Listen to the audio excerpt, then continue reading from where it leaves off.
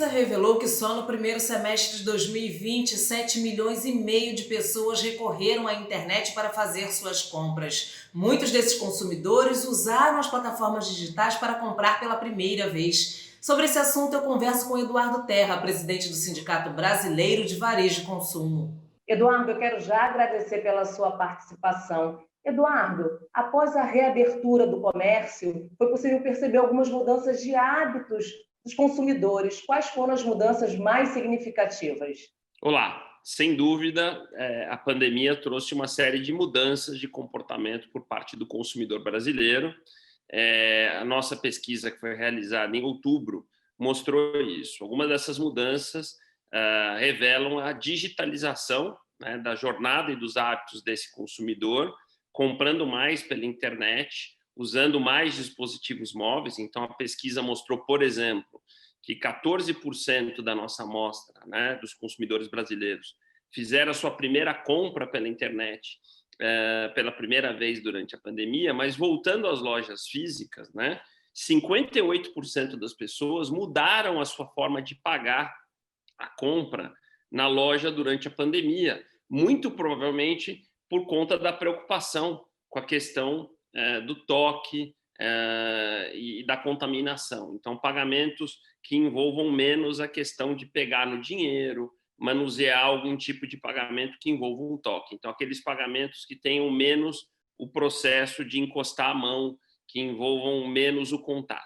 Já era previsto esse tipo de mudança no comportamento do consumidor, usando mais a internet, as plataformas estão aí disponíveis, ou você acha que de fato é possível perceber que de fato a pandemia ela potencializou isso de uma forma que assim ninguém esperava?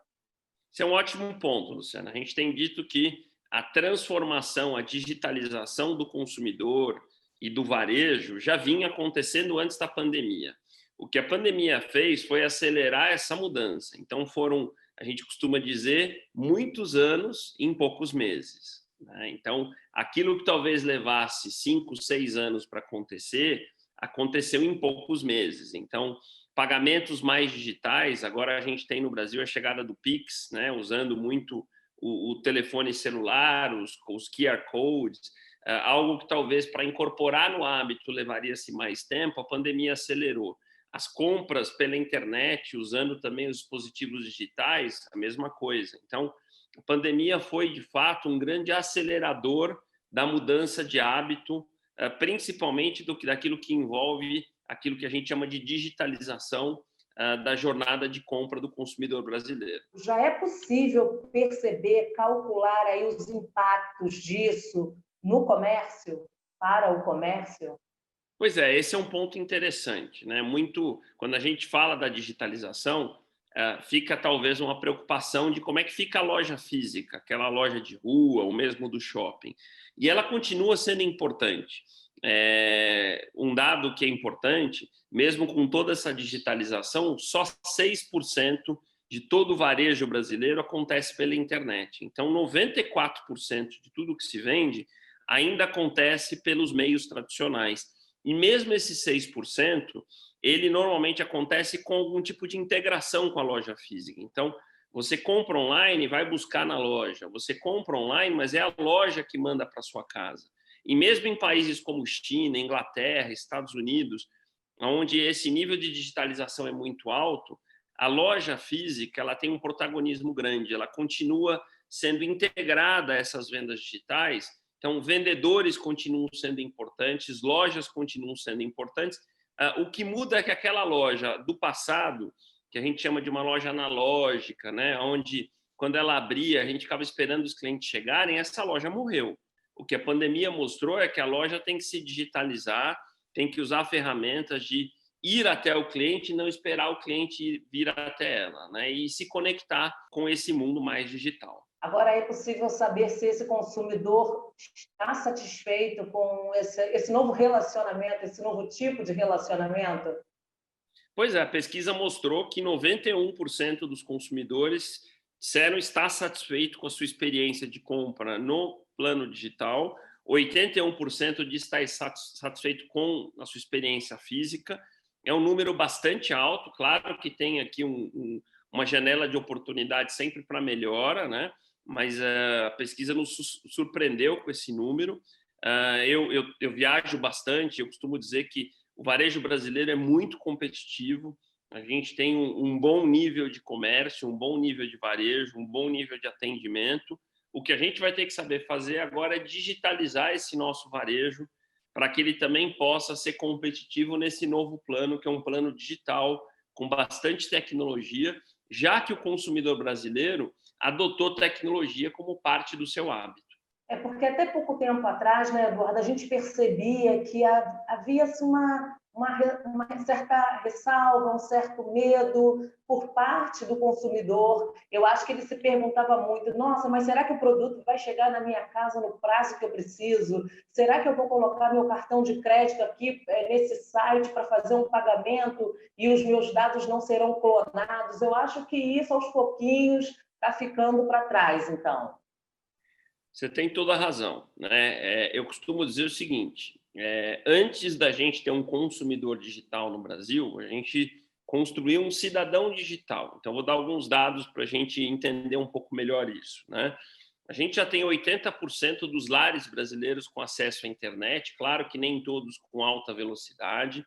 A gente tem 220 milhões de smartphones no Brasil e já são 150 milhões de contas de WhatsApp. Só para dar um pouquinho do pano de fundo de como antes da pandemia a gente já tinha um cidadão digital, mas não necessariamente a gente tinha um consumidor digital, porque hábito é algo difícil de se mudar. Quando veio a pandemia, a gente se viu numa situação, né, março de 2020, de um lado, aquilo que a gente chama de varejo não essencial, que é aquele que ficou fechado durante quase 100 dias, né? A loja de roupa, o eletrodoméstico, né? Fechado, o consumidor viu, bom, se eu quiser comprar, eu vou ter que usar algum dispositivo digital, né? Pedir comida, enfim, né? Então, muita gente perdeu o medo meio que na marra, né? E viu que funciona, né? Opa, não clonaram o meu cartão, chega na minha casa, é cômodo. Então, só para você ter uma ideia, Luciana, no primeiro semestre deste ano foram 7 milhões de brasileiros que compraram pela internet pela primeira vez, né? Isso é a população de muitos países, é 2 vezes a população do Uruguai comprando pela internet pela primeira vez. E mesmo naquele comércio que estava aberto, que é o supermercado, a farmácia, muita gente ficou com receio de ir às lojas, né? Então, de um lado, o varejo se preparou melhor para vender pela internet, do outro, o consumidor perdeu um pouquinho desse medo, porque o medo, talvez, da contaminação era maior do que o medo de comprar pela internet.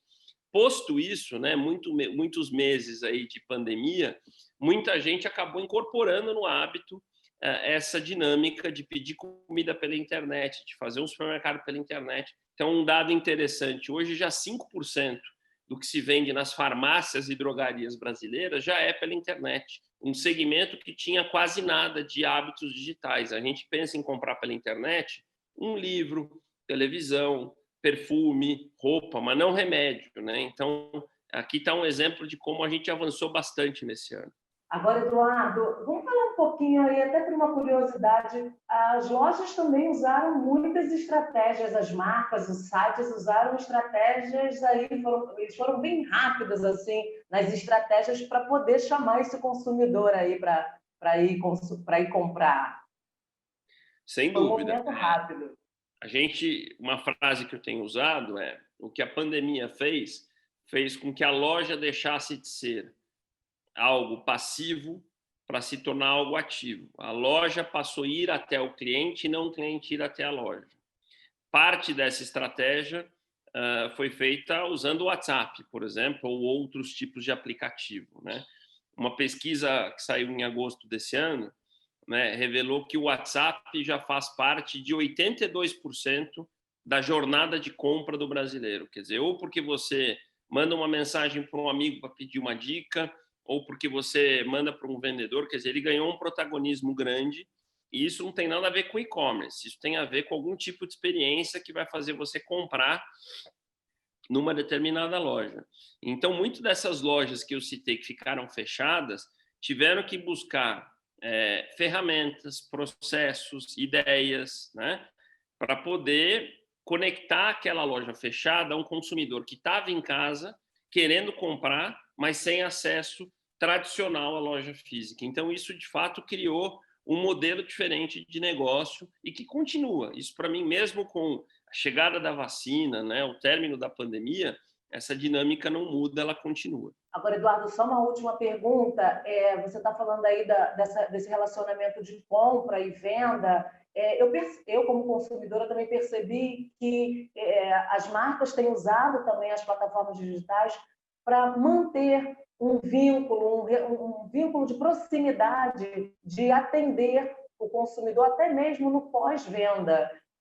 Ele se torna acessível, se você recebeu bem o produto, se o produto chegou, né, de acordo com o esperado, essa relação de deu uma nota para o meu atendimento, deu uma nota para o produto, eu acho que isso também é um ingrediente, é um fator que dá um conforto muito grande para o consumidor e acaba deixando, trazendo uma certa fidelidade aí, digamos, nessa relação. Isso é essencial, né? O varejo cada vez mais está sensível para a ideia de que custa muito mais caro trazer um cliente novo do que manter um atual, né? Quer dizer, então, manter um cliente que já te conhece, né, que compra com você, é fundamental. Então, cuidar dessa joia passou a ser prioridade, né? Que é o que no varejo a gente chama de CRM, né? Que é esses programas que envolvem fidelidade, né? Toda essa estratégia que você descreveu de relacionamento, pós-venda. Então, isso cresceu muito, a tecnologia facilita muito tudo isso, né? Isso, no passado, era feito muito de forma analógica, né? Então, aquele vendedor com um caderninho te ligando no dia do teu aniversário, lembrando do teu nome. Isso hoje, com tecnologia, inteligência artificial, muitos dados, você consegue fazer em escala, né, sem necessariamente dependendo da memória de um bom vendedor. Então, isso hoje é fundamental, faz diferença, e é assim que você fideliza consumidores, garantindo que eles comprem mais de você, né, com mais frequência e, principalmente, não migrem para o seu concorrente. Tá certo. Eduardo Terra, mais uma vez, obrigada pela sua participação. Obrigado vocês, foi muito bacana poder falar um pouquinho aqui de varejo, trazer um pouquinho de informação, conhecimento, ajudando um pouco a gente a entender essa nova economia que a tecnologia tem mudado tanto.